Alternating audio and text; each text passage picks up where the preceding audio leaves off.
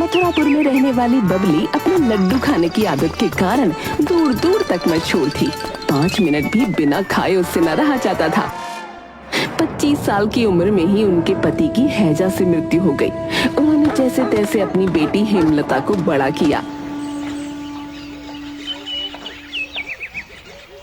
शाम के समय बबली चौपाल पर बैठी थी। साथ में गांव की दूसरी महिलाएं पार्वती, कमला और बनिए का बेटा लल्लू, जो खुद को हाफ इंजीनियर समझता था, वो भी उनके साथ था।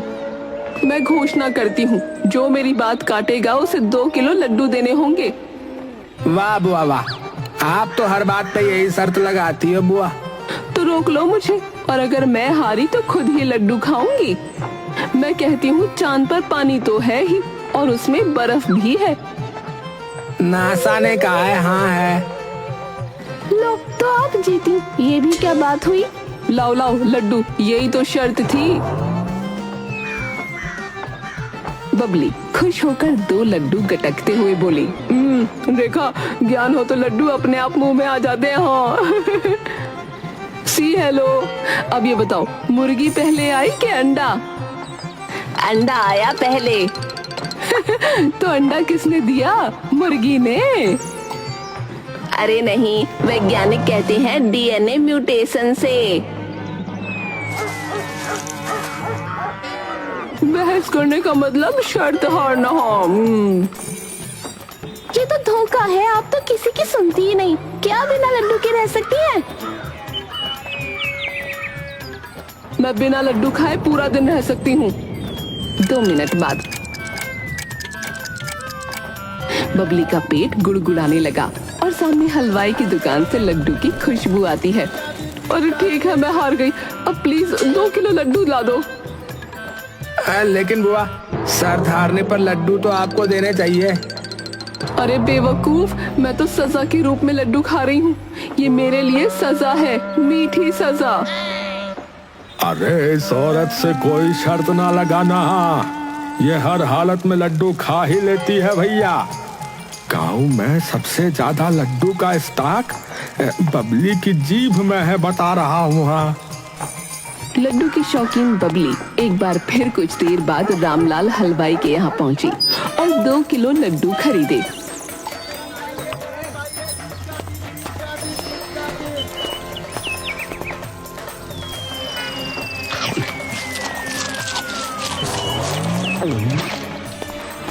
और फिर कुछ देर बाद वापस आई और डिब्बे लौटा के चली गई।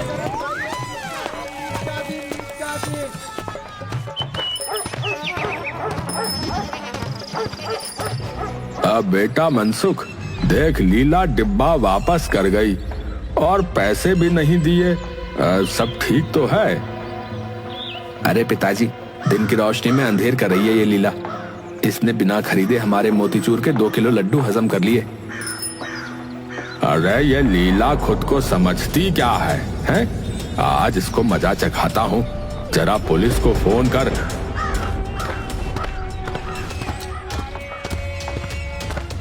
हलवाई रामलाल दुकान के बाहर खड़ा है, माथे पर पसीना और हाथ में खाली लड्डू का डिब्बा। अरे सुनो सुनो मथुरापुर वालों, सुनो, मेरी दुकान से 75 लड्डू चोरी हो गए हैं और मुझे पूरा शक है ये काम बबली का है। ओ बबली, वही जो लड्डू देख कर खुद को भूल जाती है, वही ना? एक बार तो उसने मेरे ठेले पर रखे बेसन के गोले को भी लड्डू समझ के खा लिया था।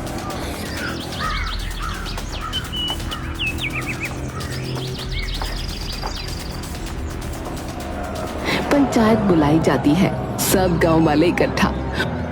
बबली, क्या आपने रामलाल की दुकान से लड्डू चुराए? हे भगवान, चोरी? मैं? नहीं नहीं, मैंने तो प्रसाद समझ के खाए थे। मुझे क्या पता था कि दुकान में रखा हर लड्डू प्रसाद नहीं होता। तो तुमने चोरी करके लड्डू खा लिए और सोचा भगवान प्रसन्न होंगे। भगवान ही गवाह है, मैंने हर लड्डू खाते समय ओम नमः लड्डू वासाय बोला था। लोग इसकी बात सुनकर हंसते हैं और माफ कर देते हैं।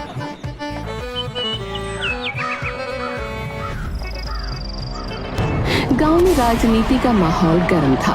पगड़ी वाले, लाठी वाले और झंडा उठाए लोग घूम रहे हैं। लेकिन इस बार माहौल में एक मीठी सी खुशबू है लड्डू की, क्योंकि इस बार बबली भी चुनाव लड़ रही थी।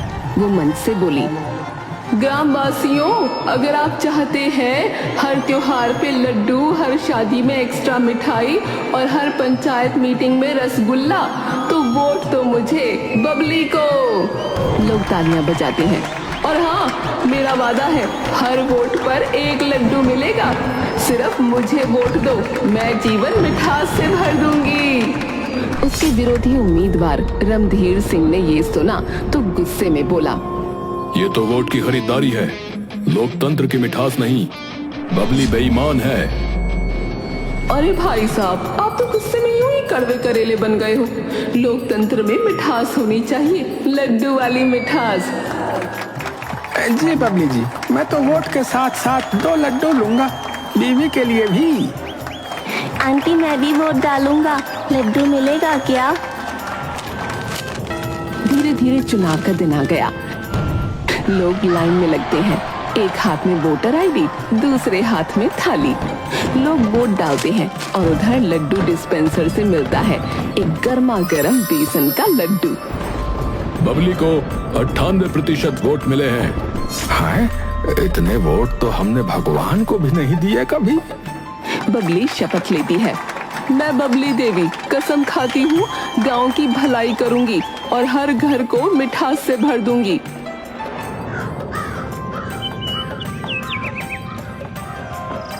शपथ के बाद बबली पंचायत की मीटिंग में बैठी है, बगल में लड्डू की टोकरी। हाँ देखिए जी, गांव की सड़क जो है ना, वो टूटी हुई है। शर्त लगा लो, जो बोलेगा कि टूटी है उसे 2 लड्डू। अरे टूटी है। तब तक खाओ लड्डू, जब तक PWD वाले गिट्टी नहीं गिरा देते। इसी तरह बबली लड्डू शौक के जरिए खूब नाम कमाती है।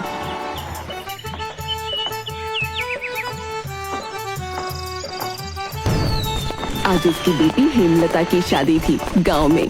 शादी की तैयारियां गांव में जोरों पर हैं। हर कोई भागा भागा फिर रहा है। अरे बबली देवी जी, आपको वचन लेना होगा। आज आपकी बेटी की शादी है। आज तो व्रत का दिन है। कन्यादान से पहले पेट में अन्न नहीं जाना चाहिए।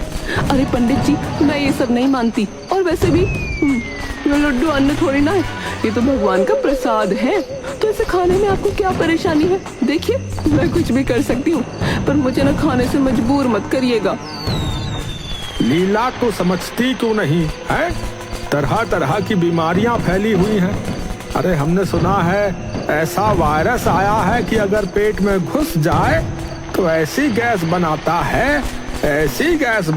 है कि आदमी जो है उड़ता हुआ सीधा स्वर्ग पहुंचता है, समझी? ये भी बढ़िया कही मुखिया जी आपने। अब बेटी की शादी तो हो गई है, बिना टिकट ही उड़ते हुए स्वर्ग पहुंच जाऊंगी। हरम लगे ना फिटकरी और रंग भी आएगा चोखा। अरे मुखिया जी, आप भी किसे समझाने बैठ गए? इससे तो भगवान भी हार गए हैं। भीड़ में हंसी गूंजती है। बबली बेशर्मी से 5 और लड्डू खा जाती है। सारी रात कुछ न कुछ खाते रहने के कारण अब बबली का पेट फूलने लगा। बबली अब हल्के से करा रही है, पेट फूलता जा रहा है। लोग ध्यान नहीं दे रहे। हे भगवान, लगता है लड्डू मुझे सूट नहीं कर रहे। लगता है मुखिया जी सही कह रहे थे। तैयारी, सचमुच मेरा पेट फूलता जा रहा है। ऐसे लग रहा है जैसे पूरा शरीर गुब्बारा बन गया है। कहीं सच में मैं स्वर्ग ना पहुंच जाऊं उड़ते हुए। अचानक ही वो धीरे धीरे ऊपर उठने लगी। हाय भैया, मुझे बचा लो, ये क्या हो रहा है? ये तो मेरा शरीर गुब्बारा बन गया है। न जाने कहाँ लेकर जाकर छोड़ेगा। अरे मेरे पैर में रस्सी बांध लो, कोई तो बचाओ। लोग चिल्लाते हैं। अरे देखो देखो, बबली देवी हीलियम के गुब्बारे जैसी उड़ रही है भाई। हे विधाता, ये तेरी शक्ति है या लड्डू का कमाल? अब तो बबली की रक्षा तू ही कर सकता है, वरना ये गुब्बारे की तरह सीधा तेरे घर ही आ रही है। तभी गांव का फिजिक्स टीचर वो अपने ज्ञान का प्रदर्शन करने के लिए बोला। अरे लोग इसे चमत्कार मान रहे, पर ये परफेक्ट केस है न्यूटन के थर्ड लॉ का। बबली के पेट में जो गैस बनी वो एक रिएक्शन फोर्स थी और उसका उड़ना इक्वल एंड ऑपोजिट रिएक्शन। अरे मास्टर जी, आप तो बबली को रॉकेट बना बैठे। और क्या, Babli is equal to biological hot air balloon. Gas हल्की होती है, हवा से भी कम घनत्व वाली। जैसे ही उसका पेट गैस से भर गया, उसका वजन कम और लिफ्ट ज्यादा हो गया। हाँ, तो इसका मतलब है बबली घर की पहली उड़न तस्तरी बन चुकी है क्या? अगर इस पेट गैस का सही उपयोग किया जाए तो हम एलपीजी का देसी विकल्प बना सकते हैं। नाम होगा बबली गैस प्रोजेक्ट, यानी कि बीजीपी योजना। दूसरी तरफ आकाश में उड़ती हुई बबली। हे राम, मेरी बेटी भी विदा हो गई, अब किसी को मेरी चिंता नहीं। मेरा क्या होगा? भगवान मेरी सहायता कर, जैसे तूने सीता की सहायता के लिए गरुड़ भेजा था। बबली हवा में घूम रही है, तभी एक विशाल कौवा उसके पास आता है। काऊ काऊ, अरे ये कौन सा गोला आसमान में घुसाया? हे भगवान, आपने ये क्या भेज दिया? ये तो मेरे टुकड़े टुकड़े कर देगा। सुन काली चिड़िया, मैं इंसान हूँ, गैस के कारण शरीर थोड़ा फूल गया है, तो गलती से मुझे कुछ और ना समझ लीजिए। कौवा गुस्से में आकर अपनी नुकीली चोंच उसके पेट में चुभाता है। एक जोरदार आवाज होती है और बबली की पूरी गैस निकल जाती है। अरे मेरी मैया, ये लड्डू खाने की आदत मेरी कौन कौन सी दुर्गति करवाएगी। एक बार गुब्बारा बनाकर उड़ा दिया, अब मैं जाने कहाँ गिरने वाली हूँ। गैस निकलते ही बबली जोर से नीचे गिरी और सीधे एक अंधे कुएं में जा पड़ी। ये कुआं सीधा एक दूसरी दुनिया में खुलता है, जिसका नाम है गंजापुर। यहाँ सब लोग गंजे हैं, मर्द, औरतें, बच्चे, हर कोई शीशे जैसी चमकती टकली लिए घूम रहा है। स्वागत है मोटी उड़न परी, तुम्हारे सर पर तो बहुत बड़े बड़े बाल हैं। हम पिछले एक हफ्ते से बालों का दर्शन करने के लिए पूजा कर रहे थे, शायद इसीलिए भगवान ने हमारे पास तुम्हें भेजा है। तुमसे पहले हमारे पास बालों वाला कोई नहीं आया कभी। हाय दैया, इन लोगों को हुआ क्या है? कौन सा तेल लगा लिया? कौन से ब्यूटी पार्लर की गलती है? गंजापुर के लोग बबली की भाषा को समझ नहीं पाते और उसे देवी मान लेते हैं, क्योंकि उसके बाल हैं। उसे एक स्वर्ण सिंहासन पर बिठा दिया जाता है। गंजापुर में सब गंजे लोग बबली के लंबे चमकदार बालों को देखकर श्रद्धा में झुक जाते हैं। हे देवी बबली, आप तो बालों की मल्लिका हैं। कृपया करके हमें भी बालों का वरदान दीजिए। हम रोज नारियल तोड़ते हैं, लेकिन बाल नहीं आते। तुम लोग बाल मांग रहे हो और मैं सोच रही हूँ बाल बच गई। खैर, बाल चाहिए तो थोड़ा इंतजाम करना पड़ेगा। बबली गांव की सबसे बड़ी कड़ाही मंगवाती है। उसमें लड्डू, चिरौंजी, घी, बादाम, प्याज का रस और अपना खास घरेलू हेयर ऑयल डालती है। लो भैया, ये है मेरे नानी का नुस्खा। इसे लगाओ सिर पर, पेट पर, जहाँ लगाना हो लगाओ, बाल जरूर आएंगे। गंजापुर वाले बड़ी श्रद्धा से तेल लगाते हैं और अगले ही दिन सबके सिरों से बाल उगने लगते हैं। कुछ के तो इतने तेजी से कि गले तक आ जाते हैं। अब तो हम बालों की चोटी बनाएंगे और इन्हीं के झूले में झूलेंगे। देवी बबली की जय। प्रजा की खुशी देख खुश होकर गंजापुर वाले बबली को उपहारों में 5000 लड्डू देते हैं। हे देवी, ये लड्डू स्वीकार करें। हे भगवान, अब बचना मुश्किल है। अब तो मेरा अंत भी मीठा ही होगा। वो लड्डू खाने लगती है। 1, 2, 100, 200। पेट फिर से फूलने लगता है। बबली का पेट एक बार फिर गुब्बारे जैसा हो जाता है। वो हवा में उठने लगती है। हे गंजापुर के लोगों, फिर से उड़े जा रही हूँ।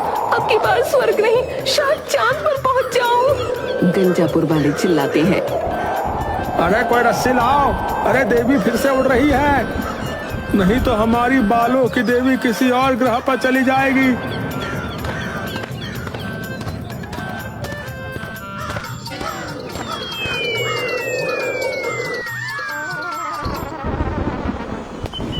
बबली को गंजापुर में रहते रहते काफी समय बीत जाता है। अब गंजापुर भी बालपुर के नाम से जाना जाने लगा था। कोई भी सर ऐसा नहीं था जहाँ बाल ना हो।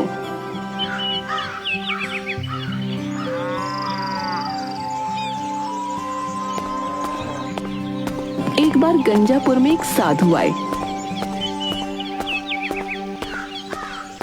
बबली ने पूछा, हे साधु महाराज, मैंने अपने जीवन में कोई पाप नहीं किया, किसी का दिल नहीं दुखाया, फिर भी मेरे साथ ऐसा क्यों हुआ? मैं अपने परिवार से इतनी दूर क्यों? बेटी, तेरे जीवन में हर खुशी और मुश्किल की वजह सिर्फ एक ही चीज है, जिसका नाम है लड्डू। लड्डू भी तुझे दुनिया की सारी खुशी देगा और लड्डू की वजह से तू अपने जीवन में तकलीफ भी सहेगी। तेरी समस्या का समाधान तेरे जन्मदिन पर होगा।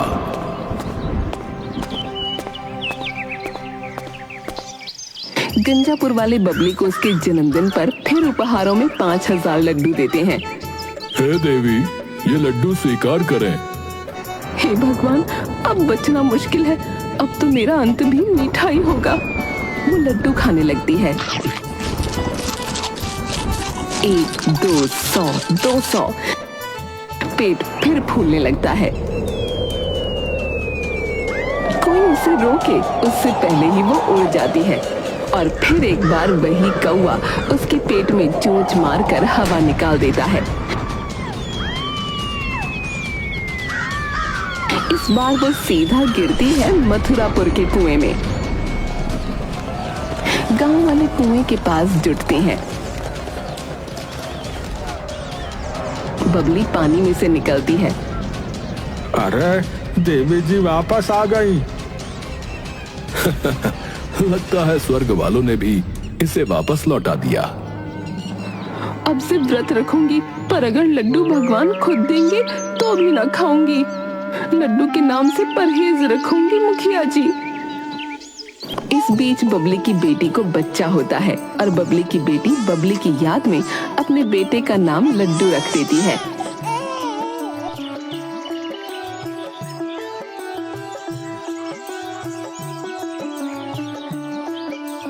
माँ, ये रहा तुम्हारा नवासा, लो इसे गोद में लो। बबली उसे गले लगा लेती है। बस अब तय है, इसके सहारे ही जिंदगी काट लूंगी, लड्डू की तरफ देखूंगी भी नहीं। माँ, तुम्हारा पीछा लड्डू से नहीं छूट सकता। ये तुम्हारा नवासा है, मैंने इसका नाम लड्डू रखा है। बबली उसका नाम सुनते ही उसे बेटी को तुरंत वापस कर देती है और बबली की बेटी हंस पड़ते हैं।